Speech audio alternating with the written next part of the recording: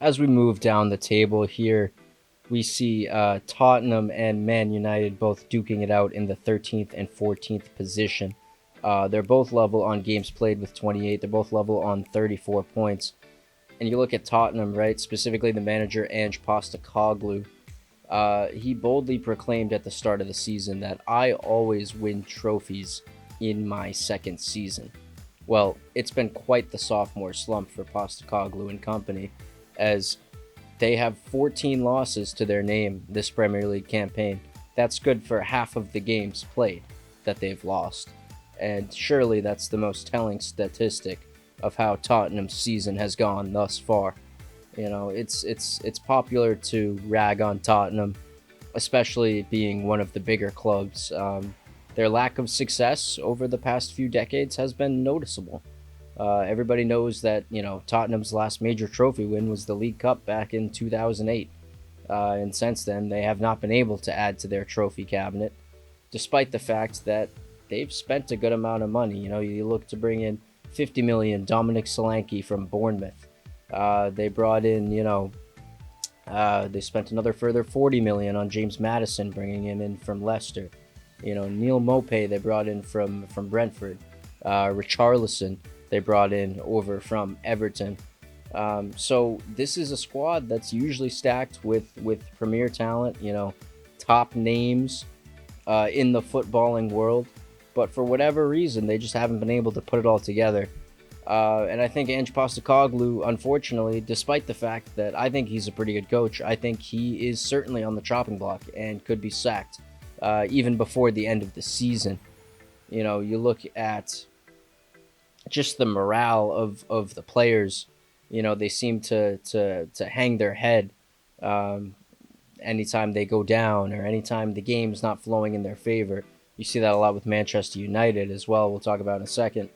And for Tottenham specifically, I think the fans have started to turn on this manager and this group of players specifically. They just haven't played up to standard, and for whatever reason, it just hasn't been working. I think Postecoglou has set up the team tactically well, but he's left some holes in the defense that have been exploited by other teams, and exploited well. It seems that far too often Tottenham are going down when they should be going up in these games. And you look at Manchester United, pretty much the same thing here. It's pretty much the same tale. They seem to, again, hang their heads anytime they go down or anytime they face a little bit of adversity. And, to Tottenham and Manchester United's credit, these are big, historic clubs that want to be fighting for the Champions League. They want to be fighting for the Premier League. They want to be fighting for the FA Cup. And both Tottenham and, Manchester United are struggling to do so at the moment. Tottenham, I think, are in need of another rebuild yet again. It really makes you think back to the legendary rant that we heard from Antonio Conte a few years back when he himself was managing Tottenham, and he spoke about how, it starts with ownership at the top, and they can change the manager as long as, as many times as you like, change the player base as many times you like, but the structure needs to come from the top, and until there's a united vision between the fans, the players, the ownership, and the coaching staff, until they're all on the same page, I don't think really any football club can be truly successful. But Tottenham in particular, it seems like there needs to be a unified focus on which direction to take moving forward. And you look at Manchester United, they brought in Ruben Amorim over from Sporting, where he hadn't lost a single league game up to that point. And, he comes in, takes over Manchester United mid-season, and they've been very, very, very stagnant, you've got to say. I don't think the player base surrounding Manchester United is necessarily good enough to compete at the highest level. I don't think, in plain terms, I don't think the majority of these players are fit enough to wear the Manchester United badge. I think Amram has a particular style, a very unique style of football that he's trying to implement into the team.